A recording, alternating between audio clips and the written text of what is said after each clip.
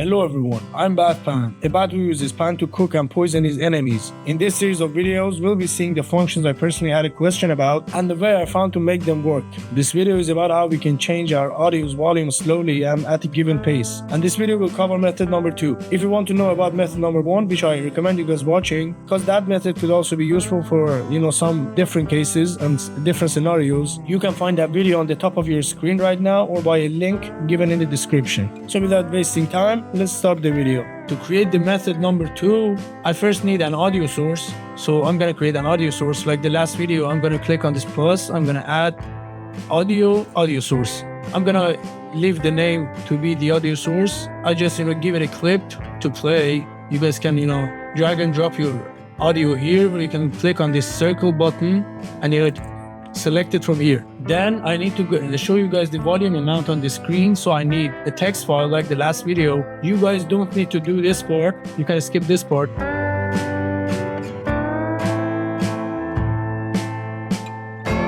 Now we need a script. I'm going to say, go here. I'm going to create a new script. I'm going to call it change sound method 2.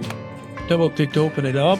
I need to add a text file in here so I can show you guys the volumes amount on the text file. You guys can skip this part. I'm gonna add a text file, so I'll be saying using Unity Engine, the UI. Then I'm gonna be adding a public text. I'm gonna name it subtext. We need an audio source, obviously, for the sound. So we say public audio source, but audio settings, audio source. I'm gonna name it source, like the last video. I then can use a serialized field, private float, for my reduce time. So I can give it a custom time. Then I need 3 booleans. First one is boolean. I'm gonna name should stop audio, for when we want to stop the audio and like the last video, not go up or down. Then we need a boolean for in decreasing CO, which stands for coroutine, false. You can give it a name of your liking. I give it this, in increasing coroutine, which is equal to false as well. We'll be doing all of this inside an enumerator. So I'm going to create the enumerator. First, I will create the increasing enumerator so I can increase the volume. So we say enumerator increase sound CO, which stands for coroutine. So we can say dot volume plus equals 0.01 F. Then we say yield return new, wait for seconds. We give it a reduce time, or you can give it a custom amount, but I give it my reduce time. The reduce time, we gave it up here. We want to check if we've reached our maximum volume amount. If we have reached that amount, we don't need to, loop this enumerator. We then break out of this enumerator. If we didn't, reach 1, we can repeat this function again and again. So we say if source dot volume is bigger or equal to 1. If our source is 1, then we say in increasing coroutine is equal to false. So we go out of the coroutine, then we say debug the log. You guys can skip this part. I want to just show you guys that we stopped it from here and not from anywhere else. So we say stop audio in increase. You guys don't have to write this part. You guys can skip this part, but you guys have to write this part. This part is important. Yield break, which is gonna break out of our coroutine. So what if we have not reached 1 and we have not reached our maximum volume? For that, we just gonna say else. Then we open this. You're just gonna have to write else and open this. In here, we just say start coroutine in increasing coroutine. We just call our coroutine from down here. I wrote the name wrong. Is it increase?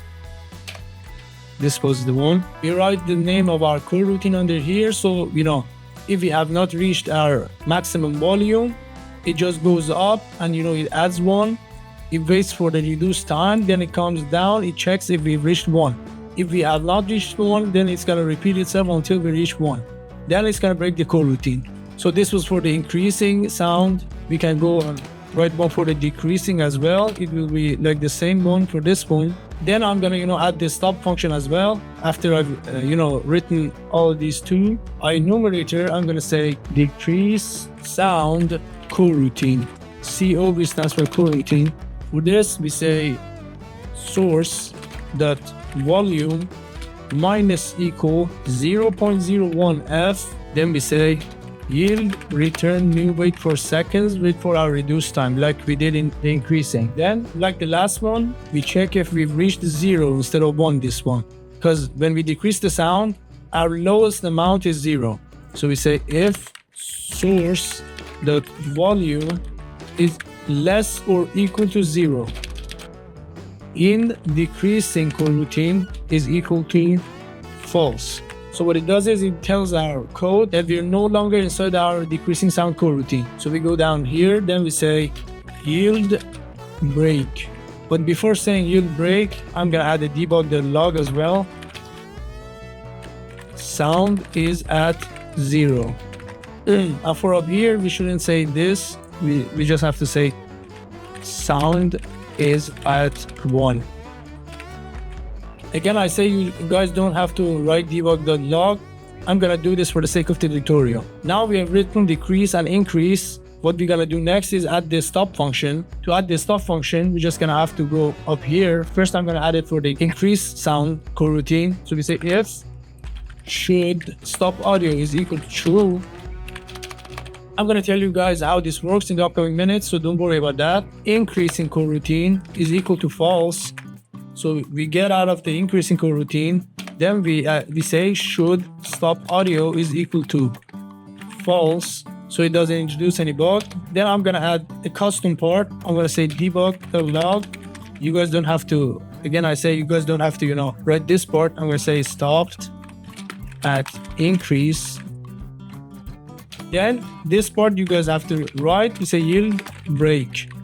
So only debug.log you don't write. All of these you have to write. This one and this one and this one. So this is a stop function for the increase. Then we add a stop function for the decrease as well. So we say if should stop audio is equal to true. Then we say in decreasing coroutine is equal to false. So we go out of our coroutine. We tell our code that we are out of our coroutine. Then we say should stop audio is equal to false. Then we say debug.log stopped at decrease. Again, I say you guys don't have to write this part. Yield break. So it gets out of the coroutine. So this was for the stop function. Under the decrease, we didn't write for when we loop the enumerator. So what if we have not reached 0? We're gonna say start coroutine, decrease sound coroutine. So it loops itself. In the decrease, it says if we've reached 0, break the code, break the enumerator and get out of the enumerator. Else, repeat the enumerator until it reaches 0. So how does the stop work? Let me explain it to you guys.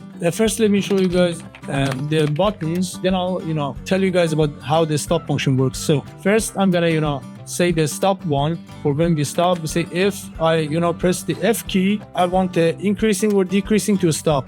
So we say if input.get key down, key code.f. If I've pressed F, I want to stop the volume from going down or up. So we say should stop audio is equal to true. So what it does is when I press F, it makes my should stop audio boolean true. Inside an enumerator, when it repeats itself and wants to again increase the sound, it first goes into this if statement, which says get out of the increasing sound, no longer increase the sound. The same also applies for the decrease sound as well. So as you guys see, this was how the stop worked. For example, I want to say if I press the W, I want the volume to go up or increase. So we say if input.get key down, key code.w. So when I press the W, I want the I want to, increase the sound. So we say if increasing coroutine is equal to false. So when we are, not inside the increasing coroutine, so it doesn't introduce any bugs. When we are not inside the increasing coroutine and we press the W, we will say in the increasing coroutine is equal to true, because we are going to go inside the increasing coroutine. Then we say stop all coroutines. If you don't write this part, it's gonna show you guys a bug. Fix that bug. You guys have to write this part so it doesn't mistake increasing and decreasing inside your application or game. Then we say in decreasing coroutine is equal to false. Then we actually start our coroutine. Increase coroutine. As you guys see, when I press the W, it first checks if we're not inside the coroutine, then it goes inside.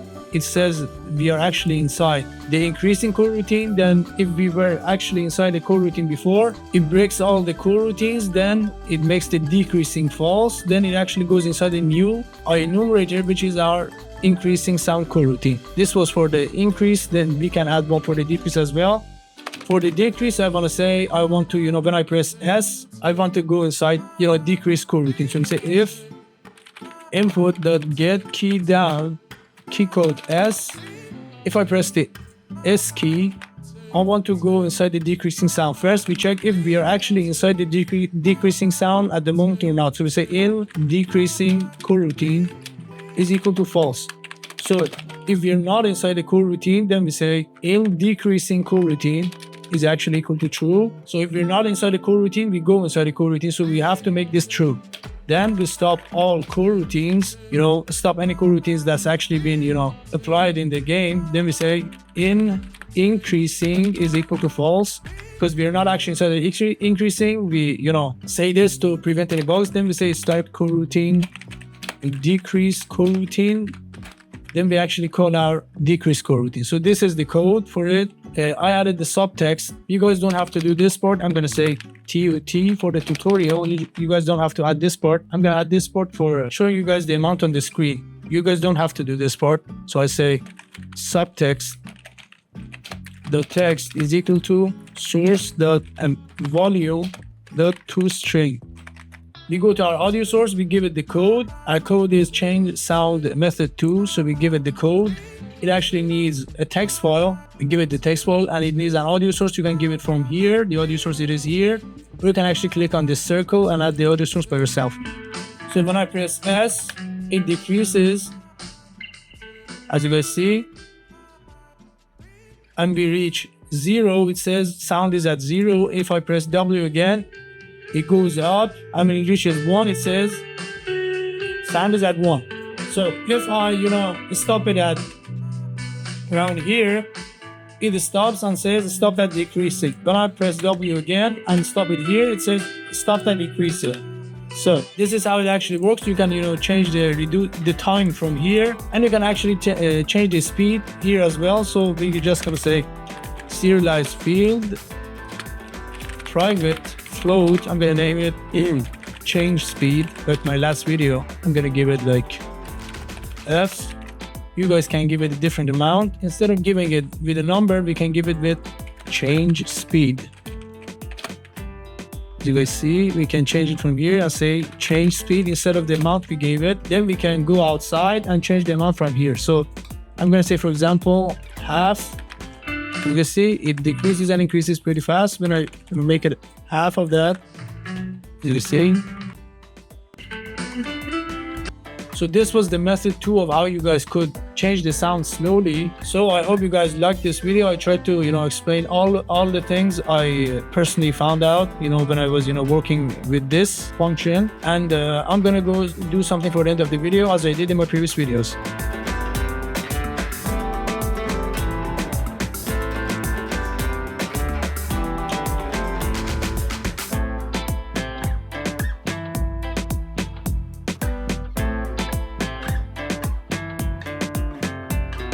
So this is what I created for the end of the video. I hope you guys enjoy it.